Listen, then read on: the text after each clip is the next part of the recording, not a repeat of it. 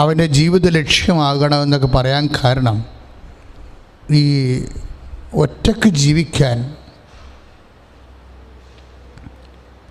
ഒറ്റക്ക് സാക്ഷ്യം വഹിക്കാനുള്ള ഒരു വലിയ സാധ്യത മനുഷ്യൻ്റെ ജീവിതത്തിൽ ദൈവം കണ്ടുവച്ചിട്ടുണ്ട്.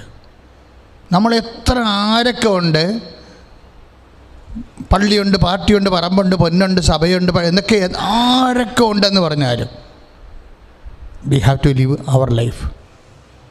നമുക്ക് നമ്മുടെ ജീവിതം ജീവിച്ച് തീർക്കുമ്പോൾ നമ്മൾ മിക്കവാറും കരിയുമ്പോൾ വിരകാൻ കയ്യിലെന്ന് പറഞ്ഞ പോലെ ചില ആൾക്കാർ പറയുകയെ കരിയുമ്പോൾ വിരകാൻ കയ്യിലെന്ന്.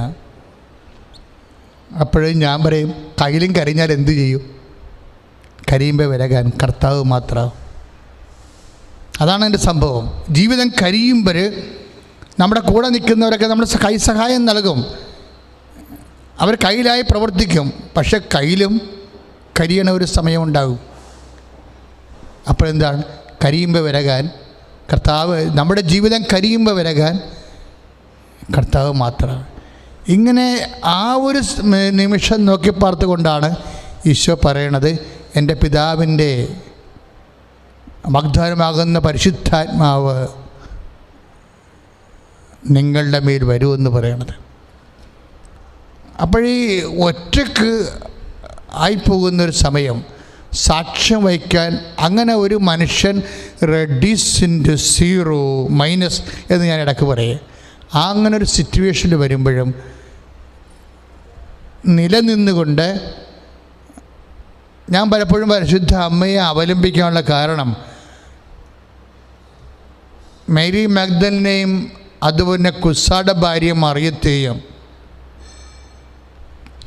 അതുപോലെ യോഹന്നാൻ്റെ യാക്കോബിൻ്റെ അമ്മയായ സലൂമിയെയും അങ്ങനെ കുറേ സ്ത്രീജനങ്ങളെ യോഹന്നാനെ ഉൾപ്പെടെ കുരിശിൻ്റെ ചുവട്ടിൽ നിൽക്കാൻ സഹായിച്ചു എന്നുള്ള അർത്ഥത്തിലാണ് ഞാൻ കുരിശിൻ്റെ ചുവട്ടിലെ അമ്മയെ വിലയിരുത്തണത്. കുറേ ആൾക്കാർക്ക് അവരുടെ ജീവിതം ജീവിച്ചു തീർക്കാൻ ഉള്ള ഒരു ഉൾപ്രേരണയായി അമ്മ കുരിശിൻ്റെ ചുവട്ടിൽ നിന്നു. അമ്മ നിന്നതുകൊണ്ടാണ് മേരി മാഗ്ഡലിൻ കൂടെ നിന്നത്. അമ്മ നിന്നത് കൊണ്ടാണ് സലൂബി നിന്നത്. അമ്മ നിന്നുകൊണ്ടാണ് കുസായുടെ ഭാര്യ മറിയം നിന്നത്. അങ്ങനെ അവിടെ എല്ലാ സ്ത്രീകളും യോഹന്നാൻ ഉൾപ്പെടെയുള്ളത് അമ്മയിൽ പ്രവർത്തിച്ച ആത്മാവിൻ്റെ ഫലങ്ങളിൽ കൊടുത്തിരിക്കുന്ന ആത്മധൈര്യത്തിൻ്റെ അടയാളമാണ് കുരിശിൻ്റെ ചുവട്. പ്രാർത്ഥിക്കുക. കർത്താവായ ദൈവമേ, പരിശുദ്ധ അമ്മയിൽ വർഷിച്ച ആത്മാവിന്റെ ശക്തി അമ്മ കുരിശിന്റെ ചുവട്ടിലെ ഒറ്റക്ക് നിൽക്കുകയും മറ്റുള്ളവരെ നിൽക്കുന്നതിന് ആവശ്യമായ ആത്മധൈര്യത്താൽ അഭിഷേകം ചെയ്തതുപോലെ ഞങ്ങളെയും അഭിഷേകം ചെയ്യാൻ പരിശുദ്ധ പരമദിവ്യകാരുണ്യത്തിന് ആരാധനയും സ്തുതിയും പുകഴ്ചയും ഉണ്ടായിരിക്കട്ടെ. ഒറ്റക്ക് സാക്ഷ്യം വഹിക്കുകയും ഒറ്റക്ക് അവനവനെ ദൈവം നൽകിയ ജീവിതം ജീവിച്ചു തീർക്കുകയും പരിശുദ്ധാത്മാവിൻ്റെ സഹായത്തിൽ ദൈവത്തെ മഹത്വപ്പെടുത്തിക്കൊണ്ട് ജീവിതം പൂർത്തിയാക്കുകയും ചെയ്യുന്നതിനെക്കുറിച്ചാണ് നമ്മൾ പെന്തക്കോസ്ത് ഒരുക്ക ധ്യാനത്തിലെ ധ്യാനാത്മകമാകുന്നത്. ഈശോ പറഞ്ഞില്ലേ, എന്നാ പറഞ്ഞത്? യോഹന്നാൻ്റെ സുവിശേഷം 16:32 നിങ്ങൾ എല്ലാവരും എന്നെ വിട്ടും വെച്ച് പോകുന്ന കാലം വരും. അപ്പം കൂടെയുള്ളവർ, ബന്ധുക്കൾ, സ്വന്തപ്പെട്ടവർ, സഹപ്രവർത്തകർ, നമ്മുടെ ഒരു മനുഷ്യൻ്റെ ജീവിതാനുഭവമാണത്. ഈ അനുഭവമില്ല ആരാ ഉള്ളത്? ഒരു രോഗത്തിൻ്റെ വേദന അതിൻ്റെ തീക്ഷ്ണമായിട്ടൊന്ന് അനുഭവിക്കുന്ന സമയത്ത് ആരെല്ലാം കൂടെ ഉണ്ടായിട്ട് എന്നാ കാണിക്കാനാണ്? ഒന്നും കാണിക്കാനില്ല. ആര് വേദനിച്ചിട്ടുള്ള എല്ലാവർക്കും അറിയാൻ പറ്റും. ഒരു നല്ല വേദന നമുക്ക് ശരീരത്തിന് വന്നാൽ നമ്മുടെ കൂടെ ആരെല്ലാം ഉണ്ടായിട്ട് എന്ത് ചെയ്യാനാണ്? ഒന്നും ചെയ്യാനില്ല. ആ വേദന അവൻ തന്നെ അനുഭവിക്കുമ്പോൾ അവന് മനസ്സിലാകും അവൻ ഒറ്റക്കാണെന്ന്. അതാണ് പിതാവിൻ്റെ, അതാണ് നമ്മൾ വേദനകളൊന്നുമില്ല, നമ്മുടെ ജീവിതം വളരെ ഹൈഫൈവായി സന്തോഷമായിട്ട് പോവുകയാണെങ്കിൽ ഉണ്ടാകുന്ന പ്രശ്നം വെച്ച് കഴിഞ്ഞാൽ പലപ്പോഴും ദൈവത്തിനെ അറിയാനോ പറ്റാണ്ട് വരും, ദൈവത്തെ അനുഭവിക്കാൻ പറ്റാണ്ട് വരും. കാര്യം എന്താ, നമ്മൾ ഓരോരുത്തരും നമുക്കുണ്ടല്ലോ. ഇപ്പോൾ ഒത്തിരി ഭയങ്കര ബിസി ആയിട്ടുള്ള സെലിബ്രിറ്റീസ് ഇല്ലേ, അതുപോലെ തന്നെ കുടുംബത്തിൽ തന്നെയും അമിതമായ ബിസി ആകാതെ ജീവിക്കാൻ പറ്റാത്ത ആൾക്കാരില്ലേ, അവരൊക്കെ എപ്പോഴും ഉണ്ടാകുന്ന ഒരു പ്രശ്നമാണ് ആധ്യാത്മിക ശൈത്യം അല്ലെങ്കിൽ ആധ്യാത്മിക വരൾച്ച ഉണ്ടാവും. യേശുവിൻ്റെ ജീവിതത്തിൽ പോലും ഈ ഒറ്റക്കാകപ്പെടുന്ന അവസ്ഥയെ ദൈവം ബോധപൂർവം ഒഴിവാക്കിയില്ല. ഈശോ പറഞ്ഞായിരുന്നു, നിങ്ങളിപ്പോൾ 16:32 നിങ്ങളെല്ലാവരും എന്നെ വിട്ടിട്ട് പോകുന്ന, ഏകനായി വിട്ടുപോകുന്ന കാലം വരും. എന്നിട്ട് ഈശോ അതിന് മറുകൃതി എന്താ പറഞ്ഞത്? എങ്കിലും ഞാൻ ഏകനല്ല എന്ന് പറഞ്ഞത്. ഏകനല്ല. എന്താ കാരണം? പിതാവ് എന്നോട് കൂടെ ഉണ്ട്. അത്രയും സംഭവം. ഇത് പക്ഷേ ആധ്യാത്മികമായിട്ട് വിസിബിൾ അല്ലാത്തൊരു കാര്യമാണ്. എന്താ കാരണം എന്ന് വെച്ച് കഴിഞ്ഞാൽ, ചില സമയത്ത് പിതാവ് കൂടെ നമ്മുടെ കൂടെ ഉള്ളത്, എല്ലാവരും വിട്ടിട്ട് പോയിട്ട് പിതാവുണ്ടെങ്കിൽ പിന്നെ പ്രശ്നമൊന്നുമില്ലല്ല. ഒരിക്കലും കുരിശായിട്ട് കർത്താവിന് തോന്നത്തില്ല. കർത്താവ് പിതാവുമായിട്ടുള്ള ആത്മബന്ധത്തിൻ്റെ ഒരു വല്ലാത്ത ഒരു അഭിഷേക തലത്തിൽ നിന്നുകൊണ്ടാണ് ഈ ആത്മധൈര്യത്തോട് ഇത് പറയണത്. അല്ലാതെ ഈശോ തെറ്റ് പറഞ്ഞെന്ന് ഞാൻ പറയുകയല്ല. പിതാവുമായിട്ടുള്ള ഈശോയുടെ കണക്ഷൻ എന്ന് പറയുന്നത് നമുക്ക് ചിന്തിക്കാനാവാത്ത കണക്ഷനാണ്. ആ ആന്തരികമായ ഉദ്ഗ്രഥനത്തിലാണ്, പിതാവുമായിട്ടുള്ള ഇൻറ്റിമസിയിലാണ്. അവർ പ്രാർത്ഥിക്കുന്ന ഒരു മനുഷ്യൻ്റെ ദൈവാനുഭവമായിട്ട് മാത്രമേ നമുക്കത് കാണേണ്ട കാര്യമുള്ളൂ. നിരന്തരം പിതാവുമായിട്ട് ബന്ധപ്പെടുന്ന ഒരു വ്യക്തിയുടെ ആന്തരിക അനുഭവം, ആത്മാവിൻ്റെ അനുഭവമാണ് ഈശോ പറയണത്. എന്താ പറയണത്? നിങ്ങൾ എല്ലാവരും എന്നെ വിട്ടുപോകുന്ന കാലം വരും, എങ്കിലും ഞാൻ ഏകനല്ല. എന്താ കാരണം? പിതാവ് എന്നോട് കൂടെയുണ്ട്. അതൊരു പ്രാർത്ഥനാനുഭവമാണ്, സത്യമായൊരു കാര്യമാണ്. പക്ഷേ എല്ലാ സത്യങ്ങളും നോട്ട് പ്രാക്ടിക്കൽ. ട്രൂത്ത് ഉണ്ടാകാം, മേ ബി ചില സത്യങ്ങൾ ചില സാഹചര്യത്തിൽ പ്രായോഗികമല്ലാതെ വരും. അതാണ് നമ്മൾ ശരിക്കും ഇത്രയും പറഞ്ഞ ഈശോ മർക്കോസിൻ്റെ 16:34 വായിക്കുമ്പോഴേ, മർക്കോസ് 16:34 എന്താ പറയണത്? ഞാനിപ്പോൾ എന്താ സംസാരിക്കണമെന്ന് അറിയാവോ? പരിശുദ്ധാത്മാവിൻ്റെ ആവശ്യകതയെക്കുറിച്ചാണ് സംസാരിക്കണത്. പെന്തക്കോസ്ത ഒരുക്ക ധ്യാനം മാത്രമല്ല, പെന്തക്കോസ്ത ഒരുക്ക ധ്യാനം കഴിഞ്ഞാലും നിങ്ങൾക്കിത് സഹായമാകും. അതായത് മർക്കോസിൻ്റെ 15:34 9-ാം മണിക്കൂറായപ്പോൾ യേശു ഉച്ചത്തിൽ നിലവിളിച്ചു. ഏത് യേശുവാണ് ഉച്ചത്തിൽ നിലവിളിച്ചത്? യോഹന്നാൻ 16:32 നിങ്ങളെല്ലാവരും എന്നെ ഇട്ട് പോകുന്ന കാലം വരുമെന്ന് പറഞ്ഞപ്പോൾ ആ കാലം ഇപ്പോൾ വന്നിരിക്കുക. ആ യേശു, എങ്കിലും പിതാവ് എന്നോട് കൂടി ഉണ്ടെന്ന് പറഞ്ഞ യേശു, ഞാൻ ഏകൻ അല്ല എന്ന് പറഞ്ഞ യേശു ഇപ്പോഴെന്താ പറയണമെന്ന് നോക്കിയേ. 15:34 9-ാം മണിക്കൂറായപ്പോൾ, മർക്കോസിൻ്റെ സുവിശേഷം 9-ാം മണിക്കൂറായപ്പോൾ യേശു ഉച്ചത്തിൽ വിളിച്ചു. എന്താ പറഞ്ഞത്? എലോയ് എലോയ് ലമ സബക്താനി. അതായത് എൻ്റെ ദൈവമേ, എൻ്റെ ദൈവമേ, നീ എന്നെ ഉപേക്ഷിച്ചത് എന്തുകൊണ്ട്? Praise the lord. അപ്പോഴേ ഇങ്ങനെ ഒരു ജീവിതാവസ്ഥ ഉണ്ട്. എല്ലാവരും നമുക്ക് പോയാലും ദൈവം ഉണ്ടെന്ന് പറയുമ്പോൾ ആ ദൈവം പോലും ഉപേക്ഷിക്കുന്ന ഒരു കാലം അതുണ്ട് നമുക്ക്. അത് നമുക്ക് നിഷേധിക്കരുത്. നമ്മൾ എത്ര പുണ്യം ചെയ്ത് ജീവിച്ചാലും ഇങ്ങനെ ഒരു ജീവിതാനുഭവത്തിലൂടെ ഓരോ മനുഷ്യരും പോകും.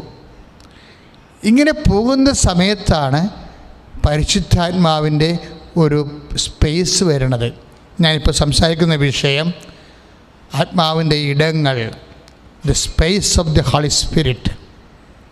ഏതെങ്കിലും കാലഘട്ടത്തിൽ ദൈവപൈതലെ നീ ഏകയായിപ്പോയി എന്ന് തോന്നിയാൽ നീ ആദ്യം ചിന്തിക്കേണ്ടത് പരിശുദ്ധാത്മാവ് ഉണ്ടായിരുന്നെങ്കിൽ എന്ന് ചിന്തിക്കേണ്ടി വരും. എന്താ കാര്യം? പരിശുദ്ധാത്മാവ് ഉണ്ടെങ്കിൽ ഇങ്ങനെ ഏകനായി പോകുന്ന കാലത്ത് നമ്മളെ നയിക്കാനുള്ള ദൈവത്തിൻ്റെ സംവിധാനമാണ്. ഇതിനെക്കുറിച്ച് വിശുദ്ധ ലൂക്കായാണ് പിന്നീട് സംസാരിക്കുന്നത്. 14-ാം അധ്യായം, ലൂക്കായുടെ 23-ാം അധ്യായത്തിലെ 46-ാമത്തെ വാക്യം, 23-ാം അധ്യായം 46-ാമത്തെ വാക്യം എന്താ പറയണമെന്ന് വെച്ച് കഴിഞ്ഞാൽ, ഇങ്ങനെ പിതാവ് ഈശോനെ ഉപേക്ഷിച്ചതുപോലെ എൻ്റെ അനുഭവം എന്ന് പറയണത് as if he felt that father has forsaken him. അതാണ് അടുത്ത ഒരു ഗ്രാമർ പറയാൻ പറ്റുമെങ്കിൽ പറയണത്. പിതാവ് ഉപേക്ഷിച്ച പോലെ ഹി ഫെൽറ്റ് സോ, അങ്ങനെ അനുഭവിച്ചു. ആ സെക്കൻഡിൽ ആത്മാവ് ഉടനെ വർക്കിംഗ് കണ്ടീഷനാവും. എന്താണ് ആത്മാവ് പറയണത്? അതാണെന്ന് ലൂക്കായുടെ സുവിശേഷം 23:46. പിതാവ് അപേക്ഷിച്ച് യേശു ലെഫ്റ്റിൻ്റെ എയറായി, ആകാശത്തിന് ഭൂമിക്ക് മധ്യ നിരാലംബനായി തൂക്കപ്പെട്ടവനായി, നഗ്നനായി തൂക്കപ്പെട്ടവനായി, അപ്പം മാന്യതനായി തൂക്കപ്പെട്ടവനായി മരണത്തിലേക്ക് പതുക്കെ വീണുകൊണ്ടിരിക്കുകയാണ്. ആ സെക്കൻഡിൽ ഈ ആശ്വാസകനായ പരിശുദ്ധാത്മാവ് യേശുവിൻ്റെ ചെവിയിൽ പറയും. എന്താ പറയണത്? ജീസസ്, കർത്താവേ, നീ വിഷമിക്കരുത്. കാര്യം നിൻ്റെ ബോഡിയിൽ ഇനി ജീവനെ പിടിച്ച് നിർത്താൻ നിൻ്റെ ബോഡിക്ക് കഴിയാതായി ആകാൻ പോകുന്നു. കാര്യം ചോരയെല്ലാം ഒഴുകാൻ തുടങ്ങിയിട്ട് 24 മണിക്കൂർ അല്ലെങ്കിൽ 10-15 മണിക്കൂറായി. ചോര ഈശോയുടെ ശരീരത്തിൽ ആ ചമ്മട്ടി അടി കൊണ്ട ആ സമയം മുതൽ, സന്ധ്യ മുതൽ രാവിലെ 10 മണി വരെയാണ് ഈശോ പീഡാനുഭവങ്ങൾ അനുഭവിക്കുന്നത്. അപ്പം ഡീഹൈഡ്രേഷൻ എന്ന് പറയുന്ന ശരീരത്തിൽ രക്തം മുഴുവൻ വാർന്നു പോയിട്ട് വല്ലാണ്ടാകുന്നൊരവസ്ഥയാണ്. ബോഡി ജീവനെ പിടിച്ചു നിർത്താൻ പറ്റാത്ത ലാസ്റ്റ് നിമിഷം. അപ്പോൾ പരിശുദ്ധാത്മാ പറയും, ഈശോ കുറച്ച് കഴിയുമ്പോൾ, 1 നിമിഷം കഴിയുമ്പോൾ, ഇനി 2 സെക്കൻഡ് അല്ലെങ്കിൽ 3 സെക്കൻഡ് കഴിയുമ്പോൾ എനിക്കും നിൻ്റെ ശരീരത്തിൽ നിന്ന് പോകേണ്ടി വരും. എന്നിട്ട് പറയുക, അപ്പോഴ് നീ പതറരുത്. അപ്പം നീ ഒരു കാര്യം പറയണം, പിതാവ് ഉപേക്ഷിച്ചു, പരിശുദ്ധാത്മാവ് ഉപേക്ഷിക്കുന്ന ഒരു സമയം ഒരു മനുഷ്യന് ഉണ്ടാകുമ്പോൾ പറയാൻ പറ്റിയൊരു വാക്ക് പരിശുദ്ധാത്മാവ് യേശുവിൻ്റെ ചെവിയിൽ പറഞ്ഞു കൊടുത്തിട്ടാണ് പിരിഞ്ഞു പോണത്. അവൻ പിരിഞ്ഞു പോവുകയും ഈശോ അത് പറയും. എന്താ ഈശോ പറഞ്ഞത്? അപ്പാ എനിക്ക് അനുഭവിക്കാൻ പറ്റണില്ലെങ്കിൽ, സംസർഗത്തിൻ്റെ പരിശുദ്ധാത്മാവിനെ എനിക്ക് അനുഭവിക്കാൻ പറ്റണില്ലെങ്കിൽ, യേശു ഉച്ചത്തിൽ വിളിച്ചു പറഞ്ഞു, പിതാവേ, കാണാത്ത അങ്ങേ കരങ്ങളിൽ എൻ്റെ ആത്മാവിനെ ഞാൻ സമർപ്പിക്കുന്നു. അതാണ് പരിശുദ്ധാത്മാവിൻ്റെ ഒരു സ്പേസ് എന്ന് പറയുന്നത്. പരിശുദ്ധാത്മാവിന് നിക്കക്കള്ളിയില്ലാത്ത സമയം വന്നാൽ അവസാന നോട്ട് നമുക്ക് തന്നിട്ടേ ആത്മാവ് നമ്മളെ സഹായിച്ചിട്ടേ പോകത്തുള്ളൂ. എന്നിട്ട് ആത്മാവ് വെയിറ്റ് ചെയ്യും. ഈശോ ഈശോ. നമ്മുടെ ലൂക്കാ സുവിശേഷത്തിൻ്റെ 23:46 അതാണ് catechism of the holy spirit. പരിശുദ്ധാത്മാവ് ഈശോയ്ക്ക് നൽകിയ വേദപാഠങ്ങളാണ്. ഈശോ ഈശോ, ഇതൊന്ന് കേട്ടിട്ട് പോകാൻ ഞാൻ കൊതിക്കുന്നു എന്ന് പറയുമ്പോഴും ആത്മാവിന് നിക്കക്കളി ഇല്ലാണ്ടാകുന്നു. നീ ഇതൊന്ന് പറഞ്ഞാൽ മതി, അപ്പാ ഐ കമാൻഡ് മൈ സ്പിരിറ്റ്, എൻ്റെ ആത്മാവിനെ നീ അതൊന്ന് പറഞ്ഞാൽ പിന്നെ വരണ കാര്യം ഞാൻ ഏറ്റു എന്നാണ് പറഞ്ഞത് പരിശുദ്ധാത്മാവ്. നീ ഇതൊന്ന് പറഞ്ഞാൽ മതി, പിന്നെ നിനക്ക് തല ചായ്ക്കാം, ജീവൻ വെടിയാം, പിന്നെ ഉള്ള കാര്യങ്ങൾ ഞാനും അപ്പായും കൂടി നോക്കിക്കൊള്ളാം. ഇതാണ് പരിശുദ്ധാത്മാവ് പറഞ്ഞു കൊടുക്കുന്നത്. ഈശോ ആ നിമിഷങ്ങളത് അനുസരിക്കുകയാണ്.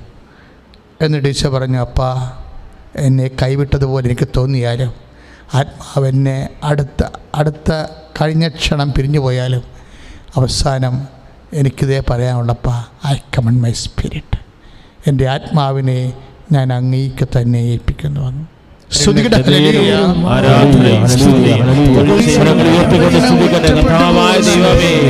ആഴമായ ബൈബിൾ പ്രബോധനത്താൽ, തിരുവചനത്തിന്റെ അഭിഷേകത്താൽ ഞങ്ങൾ മനുഷ്യൻ ഒറ്റയ്ക്ക് ജീവിച്ച്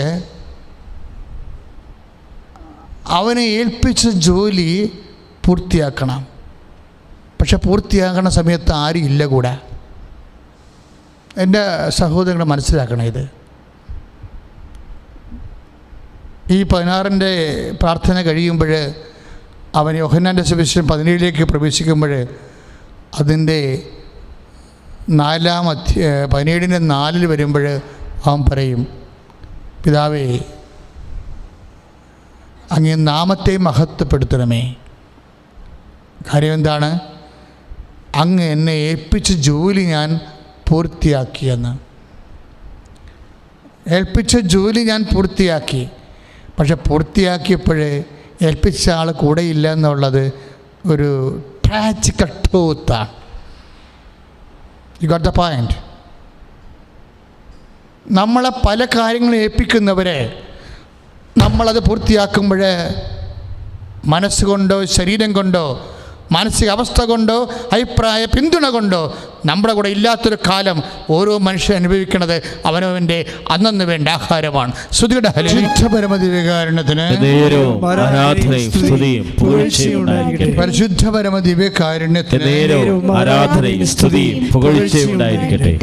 ഈ ഒറ്റക്ക് ആയിപ്പോകുന്ന ഒരു വിശ്വാസി എങ്ങനെയാണ് ആത്മാവിൽ ഒറ്റയ്ക്ക് ജീവിക്കേണ്ടതെന്ന് പറയണ പുസ്തകം ഞാൻ ആദ്യം പറഞ്ഞ എഫേസ്യ ലേഖനമാണ്. എഫേസ്യ ലേഖനത്തിലെ പൗലോസ് തുടങ്ങണത് ഇങ്ങനെയാണ്: don't you received holy spirit.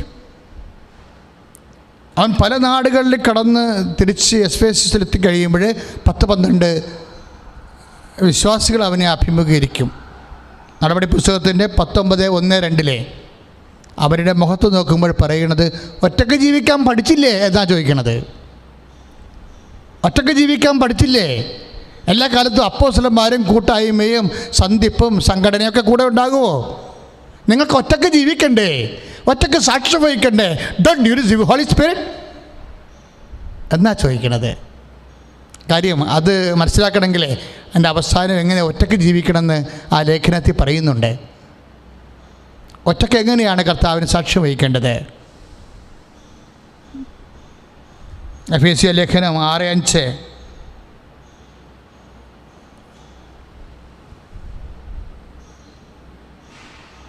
സ്തുതിക്കട്ടെ. ഹല്ലേലൂയ ഹല്ലേലൂയ ഹല്ലേലൂയ ഹല്ലേലൂയ ഹല്ലേലൂയ. കരങ്ങൾ ഉയർത്തി സ്തുതിക്കട്ടെ. യേശുവേ നന്ദി കർത്താവേ, അങ്ങ് പ്രബോധനങ്ങൾ നൽകണമേ എന്ന് പ്രാർത്ഥിക്കുന്ന കർത്താവേ, വെളിപാടുകൾ നൽകണമേ എന്ന് പ്രാർത്ഥിക്കുന്ന കർത്താവേ, ഈ ശുശ്രൂഷ ഓരോ മക്കളെയും സ്പർശിക്കണമേ. Praise the lord. Praise the lord. എഫേസ്യ ലേഖനം 1-ാം അധ്യായത്തിൻ്റെ 1-ാം വാക്കാണ് നമ്മൾ ആദ്യം വായിച്ചത്. നിങ്ങളെ പരിശുദ്ധാത്മാവിനെ സ്വീകരിച്ചില്ലേ? വിശ്വാസി ഒറ്റയ്ക്ക് ജീവിക്കേണ്ടവനല്ലേ എന്ന. ചിലപ്പോൾ നമ്മൾ സാമുദായികമായിട്ട് ഒറ്റപ്പെട്ട് പോയെന്ന് വരാം. ഇപ്പം ഹമാസിൻ്റെ മിസൈൽ സൗമ്യയുടെ ജീവൻ എടുത്തു. പക്ഷേ ഇവിടുത്തെ നേതാക്കന്മാർ വരെ മുട്ടുവിറക്കുകയാണ് സൗമ്യയുടെ വീട്ടിൽ ചെല്ലാൻ. എന്താ കാര്യം? ആരും അവരെ ഭീഷണിപ്പെടുത്തിയിരിക്കുന്നു. അതുകൊണ്ട് അവരാരും സൗമ്യയുടെ വീട്ടിൽ ചെന്നില്ല. എല്ലാ ഫേസ്ബുക്കിൽ നിന്നും സൗമ്യ കൊല്ലപ്പെട്ടത്, സൗമ്യയെ കൊന്നത് ആരാണെന്നുള്ളത് വേട്ടക്കാരനെ മറച്ചു പിടിക്കുന്നത് എന്ത് ധൈര്യമാണ്? വേട്ടക്കാരനെ മറച്ചു പിടിക്കുകയും ഇരയെ വലിച്ചെറിയുകയും ചെയ്യുന്ന ധൈര്യം എന്ത് ധൈര്യമാണത്? ഈ ധൈര്യത്തിൻ്റെ പേരാണ് കാട്ടുഭീരുത്വം എന്ന് പറയണത്. സത്യത്തെ സത്യമായിട്ട് കാണാൻ അറിയണം. ഒരു സമുദായത്തെ ഏതെങ്കിലും വകുപ്പിലെ അധികാരികൾ ഒറ്റപ്പെടുത്താൻ നോക്കിയാൽ സംഭവിക്കാൻ പോകുന്നത് എന്താണെന്നറിയാവോ? ഈ സമുദായം വളർന്നു വന്നൊരു രീതിയുണ്ട്.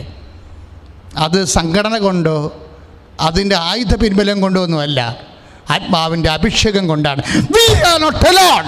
You must understand by no means. Hallelujah ഹല്ലേലൂയ ഹല്ലേലൂയ ഹല്ലേലൂയ. കർത്താവായ ദൈവമേ, സൈന്യത്താലെയല്ല ദൈവത്തിന്റെ ശക്തിയാൽ അഭിഷേകം പ്രാപിക്കാൻ കർത്താവേ പ്രബോധനങ്ങൾ ഓരോ മക്കളെയും ആശീർവദിക്കണമേ. ചോദിക്കുമ്പോൾ അവർ പറയണെന്താ, പരിശുദ്ധാത്മാവ് എന്ന് പറയണതൊന്നും കേട്ടിട്ട് പോലും ഇല്ലെന്നാ. ഇന്നത്തെ സഭയുടെ ഏറ്റവും വലിയ ആത്മീയ ദുരന്തങ്ങളിൽ ഒന്നിതാണ്. എന്താ കാര്യം? പരിശുദ്ധാത്മാവിനെ ബേസ് ചെയ്തല്ല നമ്മുടെ ആധ്യാത്മിക ജീവിതത്തെ ക്രമീകരിച്ചിരിക്കുന്നത്. പരിശുദ്ധാത്മാവിനെ എന്ന് കേട്ടിട്ട് പോലും ഇല്ല എന്ന് പറഞ്ഞപ്പോൾ ഇത് വെയിലത്ത് വാടാൻ സാധ്യതയുണ്ട്, ഇത് തീയിൽ കുരുക്കാത്തതാണ്. ഒരു ക്രിസ്ത്യാനിയുടെ ജീവിതം തീയിൽ കുരുക്കണമെന്നാണ് പെന്തക്കോസ്ത പഠിപ്പിക്കുന്ന പാഠം. ഹല്ലേലൂയ. അതിനെ കേട്ടിട്ട് പോലും ഇല്ലാത്ത ഒരു സഭയെ കാണുമ്പോഴേ അതിനെ പഠിപ്പിച്ച് പരിശീലിപ്പിച്ചതിന് ശേഷം അവസാനം പറയും, ഒറ്റയ്ക്ക് ജീവിക്കേണ്ടതല്ലേ, ആത്മാവിൻ്റെ അഭിഷേകം വാങ്ങിച്ചില്ലെങ്കിൽ എന്ത് ചെയ്യും എന്ന് പറഞ്ഞിട്ട് ആത്മാവിൻ്റെ അഭിഷേകം കിട്ടിക്കഴിഞ്ഞാലുണ്ടാകുന്ന ആത്മാവിൻ്റെ ഫലങ്ങളുണ്ട്. നമ്മൾ പറയുന്ന സ്നേഹക്ഷമ, ദയ, നന്മ, വിശ്വസ്ത, ആത്മസംയമനത്തിനേക്കാൾ ഉപരി ആത്മാവിൻ്റെ ഫലങ്ങളെ, അതിൻ്റെ പ്രകടിത പ്രയോഗരൂപങ്ങളെക്കുറിച്ച് പൗലോസ് സംസാരിക്കുന്നത് 6:14 വെച്ചാണ്. എന്താ പറയണത്? അതിനാൽ ആത്മാവ് വന്നു കഴിയുമ്പോൾ സത്യം കൊണ്ട് അരമുറുക്കി, പിന്നെന്താണ്?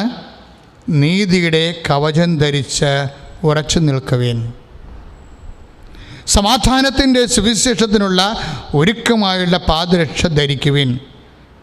ഇതെല്ലാം ആത്മാവ് സ്വീകരിച്ചു കഴിഞ്ഞ മനുഷ്യന് മാത്രമേ മനസ്സിലാകത്തുള്ളൂ. ഇതെല്ലാം ആത്മീയമായി വിവേചിച്ച് ആത്മീയ മനുഷ്യന് വേണ്ടി എഴുതുന്നത് കൊണ്ട് ജഡിക മനുഷ്യൻ അത് മനസ്സിലാക്കത്തില്ല എന്ന് പൗലോസ് ജാമ്യമെടുത്തിട്ടുണ്ട്. സമാധാനത്തിൻ്റെ സുവിശേഷത്തിനുള്ള ഒരുക്കമായുള്ള പാദരക്ഷ ധരിക്കുവിൻ. സർവോപരി ദുഷ്ടൻ്റെ ജ്വലിക്കുന്ന കൂരമ്പുകളെ കെടുത്തുന്ന നിങ്ങളെ ശക്തരാക്കുന്ന വിശ്വാസത്തിൻ്റെ പരിചയം എടുക്കുവിൻ. രക്ഷയുടെ പടത്തൊപ്പി അണിയുകയും ദൈവവചനമാകുന്ന വാൾ, ആത്മാവിൻ്റെ വാൾ എടുക്കുകയും ചെയ്യുവിൻ. എന്തിനാണ്? ഒറ്റക്ക് നിൽക്കാനാ, ഒറ്റക്ക് നിൽക്കാൻ. കഴിഞ്ഞ ദിവസങ്ങളിലിവിടെ നമ്മുടെ രൂപതാധ്യക്ഷൻ അഭിവന്യ ആലപ്പുഴ മെത്രാൻ അഭിവന്യ ജെയിംസ് സാനാവറബിൾ പിതാവ് സ്വർഗാരോഹണത്തിൻ്റെ കുർബാന അർപ്പിക്കാൻ വന്നു. ഞങ്ങൾ ബ്രേക്ക്ഫാസ്റ്റ് കഴിഞ്ഞ് കൃപാസനത്തിൽ പിതാവിനെ യാത്രയാക്കാൻ വേണ്ടി ഞാൻ പഠിക്കുക ചെന്നപ്പോൾ പിതാവ് സന്ധ്യാപുണ്യാളൻ്റെ രൂപമല്ലേ അതൊന്നും പറഞ്ഞുകൊണ്ട് കൃപാസനത്തിൻ്റെ ഇടതുവശത്ത് പ്രതിഷ്ഠിച്ചിരിക്കുന്ന രൂപത്തിൻ്റെ അടുത്ത് എന്നെയും കൊണ്ട് ചെന്നു. അപ്പോൾ ഞാൻ പറഞ്ഞത് സന്ധ്യാപുണ്യാളുടെ രൂപമാണ്, എനിക്ക് മുണ്ടമ്പേരി പള്ളിയിൽ നിന്ന് എനിക്ക് തന്നതാണെന്ന് പറഞ്ഞു. അപ്പോൾ ഇതിൻ്റെ സന്ധ്യാപുണ്യാളൻ കുതിരപ്പുറത്തിരിക്കുകയാണ്. തലയിൽ പടത്തൊപ്പിയുണ്ട്, വാളുണ്ട്, പാദരക്ഷയുണ്ട്, ചെസ്റ്റ് പ്ലേറ്റ് ഉണ്ട്, എവറിത്തിങ് ഉണ്ട്. അപ്പോഴേ പിതാവ് പറഞ്ഞു, ഇത് എഫേസ്യസ് 6:14 പറഞ്ഞു. എന്താ കാര്യം? രക്ഷയുടെ പടത്തൊപ്പി, ആത്മാവിൻ്റെ വാള്, സമാധാനത്തിൻ്റെ പാദരക്ഷ, ഇങ്ങനെ എല്ലാം ഒറ്റക്ക് ജീവിക്കാൻ ഒരു ക്രിസ്ത്യാനി, ഒരു പടയാളി,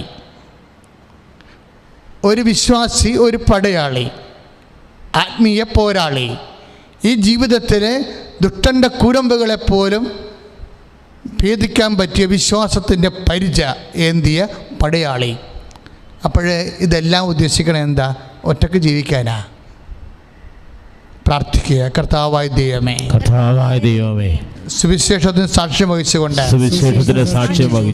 ഒറ്റപ്പെടുന്ന സാഹചര്യങ്ങളിലും സർവസജ്ജമായി എല്ലാത്തിനെയും അതിജീവിച്ച് യേശുക്രിസ്തുവിനെ പോലെ ഏൽപ്പിച്ചവൻ പോലും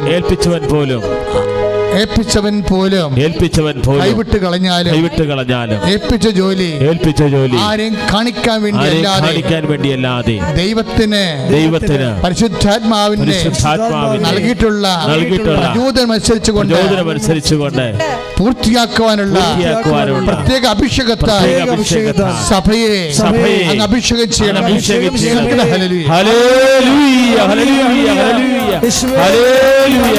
തിരുനാൾ ആഘോഷിക്കുകയായിരുന്നു. അപ്പം മത്യാസിന് തിരുനാളിൻ്റെ ദൈവവചനങ്ങൾ ഭയങ്കര ഹൃദ്യമായ ദൈവവചനമാണ്. അത് ഒരു ദൈവവചനം എന്നെ അങ്ങോട്ട് വല്ലാതെ അങ്ങ് ഹോണ്ട് ചെയ്ത്. ഈ ഒറ്റക്ക് ജീവിതത്തെക്കാരനാണ്. ഒറ്റക്ക് ജീവിതം പല രീതിയിലാകാം.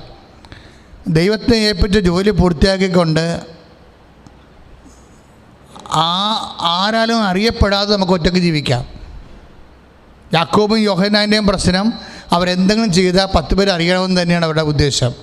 പക്ഷെ അങ്ങനെ ഒരു ആളല്ല മത്യാസ്. ആ കാര്യം അറിയാമെങ്കിൽ നടപടി പുസ്തകത്തിൻ്റെ 1:22 വായിക്കുമ്പോൾ അറിയാൻ പറ്റും. എന്താ പറയണത്? അതിനാൽ കർത്താവായ യേശുക്രിസ്തുവിൻ്റെ പുനരുത്ഥാനത്തിന് ഒരാൾ ഞങ്ങളോടൊപ്പം സാക്ഷിയായിരിക്കണം. വിളി എന്താണ്? പുനരുത്ഥാനത്തിന് സാക്ഷിയായിരിക്കണം. ഈ പുനരുത്ഥാനത്തിന് ആളിൻ്റെ യോഗ്യത എന്താ? ഒരു വിശ്വാസിയുടെ യോഗ്യത എന്താണ്? അവനെന്താണ്? അവൻ്റെ ഐഡൻറ്റിറ്റി, അവൻ്റെ മുഖമുദ്ര എന്താണ്? നടപടി 1:21. എന്താണത്? കർത്താവ് യേശുക്രിസ്തുവിൻ്റെ പുനരുത്ഥാനത്തിൻ്റെ സാക്ഷിയാണ് അവൻ. മരണത്തിൻ്റെ സാക്ഷിയല്ല, പുനരുത്ഥാനത്തിൻ്റെ സാക്ഷിയാണ്. അങ്ങനെ പല മരിപ്പുകളും ജീവിതത്തിലുണ്ടാകും. പക്ഷെ അവൻ സാക്ഷ്യം വഹിക്കുന്നത് പുനരുത്ഥാനത്തിനാണ്. ഇപ്പം തന്നെ ഈ ആഴ്ചയിൽ എന്തൊരു കടൽ കയറ്റമാണ്, എത്ര വീടുകളാണ് മുങ്ങിപ്പോയത്, എന്തുമാത്രം ആൾക്കാർക്ക് വിഷമസന്ധിയിലായിരിക്കണത്. പ്രകൃതിക്ഷോഭം, തീരദേശത്ത് മാത്രമല്ല, കേരളം ആസകലമുണ്ട്. അപ്പം അങ്ങനെയുള്ള സ്ഥലങ്ങളിലെല്ലാം ദുരിതങ്ങളുണ്ട്. നമ്മൾ മരണത്തെ മുഖാമുഖം കാണുകയാണ്. ഈ മരണത്തെ മുഖാമുഖം ഒരു വിശ്വാസി കാണുമ്പോഴും മറ്റുള്ളവരുമായിട്ടുള്ള വ്യത്യാസം എന്താണെന്ന് വെച്ച് കഴിഞ്ഞാൽ, അവൻ യഥാർത്ഥ വിശ്വാസിയാണെങ്കിൽ അവൻ പുനരുത്ഥാനത്തിൻ്റെ സാക്ഷിയാണ്. എന്താണ്? മിശിഹ ഇതെല്ലാം സഹിച്ച് മഹത്വത്തിലേക്ക് കരയേണ്ടത് ആവശ്യമായിരുന്നില്ലേ എന്ന് ചോദിക്കുമ്പോൾ ഇങ്ങനെയുള്ള ജീവിതത്തിൻ്റെ അരിഷ്ടതകളെല്ലാം യോഹന്നാൻ 16:33 എഴുതിയിരിക്കുന്ന പോലെ ലോകത്തിൽ നിങ്ങൾക്ക് ഞെരുക്കങ്ങളുണ്ടാകും. അവിടെ കോവിഡ് ഉണ്ടാകും, അവിടെ ഉരുൾപൊട്ടലുണ്ടാകും, കടൽക്കയറ്റം ഉണ്ടാകും. ലോകത്തിൽ ഞെരുക്കങ്ങൾ ഉണ്ടാകത്തില്ലെന്ന് ഈശോ പറഞ്ഞില്ല. എങ്കിലും ധൈര്യമായിരിക്കുമെൻ, ഇതിനെല്ലാത്തിനെയും ഈ ലോകത്തെ ഞാൻ കീഴടക്കിയിരിക്കുന്നുവെന്ന്. ഈ ലോകത്തെ കീഴടക്കിയവൻ്റെ, ആ കീഴടക്കിയത്, മരണത്തെ കീഴടക്കിയവൻ്റെ അടയാളം എന്താണ്? അവൻ പുനരുത്ഥാനം ചെയ്തവനാണ്. വിശ്വാസി പുനരുത്ഥാനത്തിൻ്റെ സാക്ഷ്യമാണ്. അതുകൊണ്ടാണ് പരിശുദ്ധാത്മാവൊക്കെ ആവശ്യമായി വരുന്നത്. 1:22 കുറച്ചുകൂടി വ്യക്തമായ ഒരു വചനമാണ്. നമ്മൾ സംസാരിച്ചുകൊണ്ടിരിക്കുന്ന വിഷയം, ഒരു വിശ്വാസി എന്നും ഇന്നല്ലെങ്കിൽ നാളെ അവൻ്റെ വിശ്വാസത്തിന് അവൻ ഒറ്റയ്ക്ക് മറുപടി പറയേണ്ടി വരും. യോഹന്നാൻ 17:4 അനുസരിച്ച് കൊണ്ട് പിതാവ് അങ്ങ് ഏൽപ്പിച്ച ജോലി ഞാൻ പൂർത്തിയാക്കുമെന്ന് പറയുമ്പോൾ ആ പിതാവ് പൂർത്തിയാക്കുന്ന സമയത്തില്ല. നമ്മൾ ഏൽപ്പിച്ച ജോലി ഏൽപ്പിച്ചവൻ കൂടെ ഇല്ലെങ്കിലും, അവൻ കാണുന്നില്ലെങ്കിലും അത് പൂർത്തിയാക്കാൻ നമ്മളെ സഹായിക്കുന്നത് ദൈവത്തിൻ്റെ പരിശുദ്ധാത്മാവാണെന്നാണ് ഇപ്പോഴ് സുവിശേഷ ശുശ്രൂഷയിൽ നമ്മൾ കേട്ടുകൊണ്ടിരിക്കുന്നത്. 1:22 നടപടി 1:22 എന്താ പറയണത്? അതായത് ഒരു അപ്പോസ്തലൻ്റെ യോഗ്യത എന്താ? ഒരു വിശ്വാസിയുടെ യോഗ്യത എന്താ? യോഹന്നാൻ്റെ ജ്ഞാനസ്നാനം മുതൽ നമ്മിൽ നിന്ന് ഉന്നതങ്ങളിലേക്ക് സംവഹിക്കപ്പെട്ട നാൾ വരെ യേശു നമ്മോടൊപ്പം സഞ്ചരിച്ചിരുന്ന കാലം മുഴുവൻ നമ്മുടെ കൂടെ ഉണ്ടായിരുന്നവരിൽ ഒരുവനായിരിക്കണം അവൻ. ഇപ്പോൾ അപ്പോസ്തലന്മാരുടെ യോഗ്യതയാണ് എന്താണ്? യോഹന്നാൻ്റെ ജ്ഞാനസ്നാനം മുതൽ കർത്താവ് നമ്മുടെ കൂടെ സഞ്ചരിച്ചിരുന്ന കാലത്തെല്ലാം നമ്മോട് കൂടെ ഉണ്ടായിരുന്ന ഒരാളായിരിക്കണം അപ്പോസ്തല സ്ഥാനത്തേക്ക് വരേണ്ടതെന്നാണ്. ഇപ്പം കൂടെ ഉണ്ടായിരുന്ന ആൾ, കർത്താവിൻ്റെ കൂടെ ഉണ്ടായിരുന്ന ആൾ.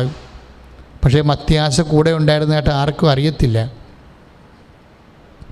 അതാണ് പ്രശ്നം. പല മത്യാസന്മാരെ അറിയത്തില്ല, സഭയ്ക്ക് പോലും അറിയത്തില്ല. പല മത്യാസന്മാരെ വികാരത്തിന് പോലും അറിയാൻ പാടില്ല.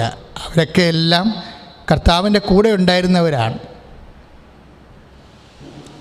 കൂടെ ഉണ്ടായിരുന്നിട്ടും ഞങ്ങൾ അറിയുന്നില്ലല്ലോ എന്നുള്ളതല്ലേ എല്ലാവരുടെയും പ്രശ്നം. നടപടി 4:1-22 വായിക്കുമ്പോൾ മനസ്സിലാകും. യോഹന്നാൻ്റെ ജ്ഞാനസ്ഥാനം മുതൽ കൂടെ ഉണ്ടായിരുന്ന ആളാണ് പത്രോസ്. പിന്നെ ആരാണ്? അന്ത്രയോസ്. പിന്നെ ആരാണ്? യാക്കൂബ്, യോഹന്നാൻ. ദാറ്റ് ഈസ് പ്രൈമറി ഡിസൈപ്പിൾസാണ്. മത്തായിയൊക്കെ പിന്നീട് വന്ന ആൾക്കാരാണ്. മത്തായിയേക്കാൾ ആദ്യം വന്ന ആളാണ് മത്യാസ്. അതുകൊണ്ട് ബർസബാസും മത്യാസും രണ്ടുപേരും കൂടിയാണ് അവസാനം ഈ കാലമെല്ലാം കർത്താവിൻ്റെ കൂടെ ഈ 3 വർഷവും സഞ്ചരിച്ചിട്ടും അവരുടെ പേര് സുവിശേഷകന് ഓർക്കാൻ വേണ്ടി മാത്രം ഒന്നും പ്രത്യേകിച്ച് അവരുടെ ശ്രദ്ധയിൽപ്പെട്ടില്ല. അഥവാ ശ്രദ്ധയിൽപ്പെടാൻ വേണ്ടി അവരൊന്നും ചെയ്തില്ല എന്നുള്ളതാണ്. മത്യാസിന് കുറിവിടാൻ കാര്യം എന്താ? അവൻ ഒറ്റക്കായിരുന്നു. കർത്താവിൻ്റെ കൂടെ അവനുണ്ടായിരുന്നു. പക്ഷെ കർത്താവിൻ്റെ കൂടെ അവനുണ്ടായിരുന്ന കാര്യം മറ്റുള്ളവർക്ക് അറിയത്തില്ലായിരുന്നു. എപ്പോഴും അറിയപ്പെടാത്ത അനോണിമസ് ക്രിസ്ത്യൻ നമ്മൾ പറയും. പക്ഷേ അനോണിമസ് വിറ്റ്നസ് മെത്രാനെ അറിയത്തില്ല, വികാരത്തെ അറിയത്തില്ല, കൃപാസനൻ ഡയറക്ടർക്ക് അറിയത്തില്ല, ഇങ്ങനെയുള്ള ധ്യാനകേന്ദ്രങ്ങൾ ഡയറക്ടർമാർക്ക് അറിയത്തില്ലെങ്കിലും മത്യാസമാരെ കർത്താവിൻ്റെ കൂടെ അവൻ്റെ ജോലി ചെയ്യുന്നുണ്ട്. എന്നെ ശ്രമിക്കുന്ന ദൈവജനമേ, നീ ഓർക്കുക, നീ ചെയ്ത ജോലികളെല്ലാം, അത് കുടുംബജീവിതമായാലും തൊഴിൽ ജീവിതമായാലും, നീ ചെയ്ത സത്യങ്ങൾ, ചെയ്ത നീതികൾ, നീ സഭയ്ക്ക് വേണ്ടിയും ലോകത്തിന് വേണ്ടി ചെയ്ത നന്മകൾ ആരും അറിയുന്നില്ലെങ്കിലും എല്ലാം അറിയുന്നവൻ നിനക്കൊരു കാലത്ത് കുറി വീഴുവെന്ന് നീ ഓർത്തിരിക്കണം. അതാണ് മത്യാസ്. ശ്രുതികട്ടെ ഹല്ലേലൂയ, ഹല്ലേലൂയ, ഹല്ലേലൂയ, ഹല്ലേലൂയ, ഹല്ലേലൂയ. കരങ്ങൾ ഉയർത്തിക്കൊണ്ട് ശ്രുതികട്ടെ ഹല്ലേലൂയ. ഇങ്ങനെ കർത്താവ് നൽകിയ ആത്മാവിൻ്റെ അഭിഷേകത്തോടു കൂടി ഒറ്റയ്ക്ക് ഔദ്യോഗികമായ സഭയോ സ്വന്തം സഹോദരങ്ങളോ സതീർത്ഥരോ അറിയാതെ കർത്താവിൻ്റെ കൂടെ ജീവിച്ച് ഒറ്റയ്ക്ക് ശുശ്രൂഷ പൂർത്തിയാക്കി ഒക്കെ അവർ അവിടെ പ്രതിഫലത്തെക്കുറിച്ച് പറയുന്നൊരു സുവിശേഷ ഭാഗമുണ്ട്. അത് കൊളോസ്യസ് 3:22. ദാസന്മാരെ, നിങ്ങളുടെ ലൗകിക യജമാനന്മാരെ എല്ലാ കാര്യങ്ങളിലും അനുസരിക്കുവിൻ. ഇത് മനുഷ്യപ്രീതിക്ക് വേണ്ടി മറ്റുള്ളവരെ കാണിക്കാനായി ചെയ്യുന്നതാകരുത്. ചില കാര്യങ്ങൾ മറ്റുള്ളവർ കാണത്തില്ല, കാണിക്കാൻ വേണ്ടി പ്രത്യേകം ശ്രദ്ധിക്കുകയും വേണ്ട. അതാണ് കർത്താവിനെ ഭയപ്പെട്ടുകൊണ്ട് ആത്മാർത്ഥതയോട് ചെയ്യുന്നതാകണം. അവിടെ ആരുമില്ല, സുപ്പീരിയേഴ്സ് ഇല്ല, വീട്ടുകാരില്ല, മേലാളന്മാരില്ല, അധികാരികളില്ല, ആരുമില്ല. കാണാനില്ല, അംഗീകരിക്കാനില്ല, ഏറ്റുപറയാനില്ല, പ്രോത്സാഹിപ്പിക്കാനില്ല. അപ്പോഴാണ് ഒറ്റക്കായി പോണത്. എഫെസസ് 6:14 അനുസരിച്ച് കൊണ്ട് ആത്മാവിൽ നിറഞ്ഞവൻ രക്ഷയുടെ പടത്തൊപ്പി അണിഞ്ഞുകൊണ്ട്, സമാധാനത്തിൻ്റെ സുവിശേഷത്തിൻ്റെ പാദരക്ഷ അണിഞ്ഞുകൊണ്ട്, ദൈവവചനമാകുന്ന വാള് കൈ പിടിച്ചുകൊണ്ട് അവനൊറ്റയ്ക്ക് അവനേൽപ്പിച്ച ജോലി പൂർത്തിയാക്കുമ്പോഴേ പൗലോസ് പറയും, എന്നാ പറയണത്? കർത്താവിനെ ഭയപ്പെട്ടുകൊണ്ട്, കൊളോസ്യസ് 2:3-22, കർത്താവിനെ ഭയപ്പെട്ടുകൊണ്ട് ആത്മാർത്ഥതയോടെ ചെയ്യുന്നതാകണം. നിങ്ങളുടെ ജോലി എന്തായിരുന്നാലും മനുഷ്യനെയല്ല ദൈവത്തെ സേവിക്കുന്നത് പോലെ ഹൃദയ പരമാർത്ഥതയോടെ ചെയ്യുവിൻ. അത് അങ്ങനെ ചെയ്യുമ്പോൾ നമ്മൾ മനുഷ്യനെ അല്ല സേവിക്കണത്. ആരും അംഗീകരിച്ചില്ല, ആരും കാണുന്നില്ലെങ്കിൽ, മത്യാസിനെ പോലെ യേശുവിൻ്റെ കൂടെ ഉണ്ടായിട്ട് ആരും കണ്ടില്ലെങ്കിൽ, അങ്ങനെയുള്ള ജോലികൾ ചെയ്യുമ്പോൾ നിങ്ങൾ ചെയ്യുന്നത് മനുഷ്യനെ അല്ല നിങ്ങൾ സേവിക്കണത്, ദൈവത്തെ സേവിക്കുന്നത് പോലെ ചെയ്യുവിൻ. അതാണ് കൊളോസ്യസ് 3:22. നിങ്ങളുടെ ജോലി എന്തു തന്നെയായിരുന്നാലും മനുഷ്യരെ എന്നല്ല ദൈവത്തെ സേവിക്കുന്ന പോലെ ഹൃദയ പരമാർത്ഥത്തോട് ചെയ്യുവിൻ. നിങ്ങൾക്ക് പ്രതിഫലമായി കർത്താവിൽ നിന്ന് അവകാശം ലഭിക്കുമെന്ന് അറിഞ്ഞുകൊള്ളുവിൻ. അതാണ് കൊളോസ്യസ് 3:24. കർത്താവ് യേശു ക്രിസ്തുവിനെ തന്നെ ആണല്ലോ നിങ്ങൾ ശുശ്രൂഷിക്കുന്നത്. അതായത് നിങ്ങൾക്ക് പ്രതിഫലം ലഭിക്കുമെന്ന്. അതാണ് 3:24. മത്യാസിന് പ്രതിഫലം ലഭിച്ചില്ല. ഇപ്പോഴേ ആരും അറിയാതിരുന്ന മത്യാസിനെ ദൈവം എല്ലാം അറിയുന്നുണ്ടായിരുന്നു. ദൈവത്തിലെ നിൻ്റെ ജോലിയും ഇങ്ങനെ തന്നെയാണ്. എന്തെല്ലാം കാര്യങ്ങൾ നീ കുടുംബത്തിൽ ചെയ്തത് നിൻ്റെ ഭർത്താവ് അറിഞ്ഞോ, നിൻ്റെ ഭാര്യ അറിഞ്ഞോ, നിൻ്റെ മക്കൾ അറിഞ്ഞോ? ചിലരൊക്കെ പറയണത് മരിച്ചു കഴിഞ്ഞായിരിക്കും അവർ ചിലപ്പോൾ നീ ചെയ്ത കാര്യങ്ങളെക്കുറിച്ച് ഓർക്കുക. ജീവിച്ചിരിക്കുമ്പോൾ ഒരു നല്ല വാക്ക് പോലും പറഞ്ഞില്ലെന്ന് വരും. പക്ഷേ ജീവിച്ചിരിക്കുമ്പോൾ നല്ല വാക്ക് പറയാൻ വേണ്ടിയല്ല നമ്മൾ ജ്ഞാനസ്ഥാനം സ്വീകരിക്കുന്നത്. നമ്മുടെ പ്രതിഫലം കർത്താവിൽ നിന്നാണ്. അത് മത്യാസ് കർത്താവിൻ്റെ കൂടെ ഉണ്ടായിരുന്നിട്ട് ആരും അറിഞ്ഞില്ല. പക്ഷേ അറിയേണ്ടവൻ അറിഞ്ഞു, അറിയേണ്ട സമയത്ത് അറിഞ്ഞു. അറിയേണ്ട സമയത്ത് എന്തങ്ങനെ ചെയ്യേണ്ടി വന്നാലും അത് മനുഷ്യനെയല്ല ദൈവത്തെ ശുശ്രൂഷിക്കുന്ന പോലെ ചെയ്യണമെങ്കിൽ പരിശുദ്ധാത്മാവിൻ്റെ അഭിഷേകം കൂടിയേ തീരൂ. പെന്തക്കോസ്ത് മഹോത്സവത്തിൽ നമുക്ക് ലഭിക്കുന്ന ഏറ്റവും വലിയ സന്ദേശം അതാണ്.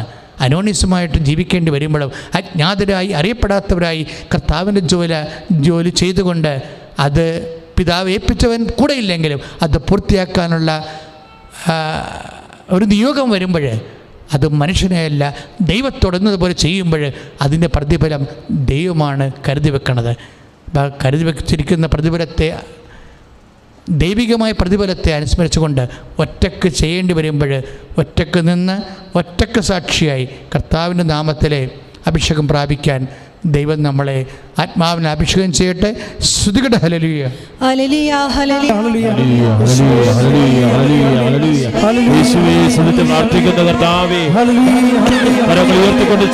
പെന്തക്കോസ്ത് തിരുനാളിന് ശേഷം അനുഭവത്തിൽ വളരുകയും സഭ വളരുകയും ചെയ്യുന്ന ഒരു വലിയ കാലമാണ്.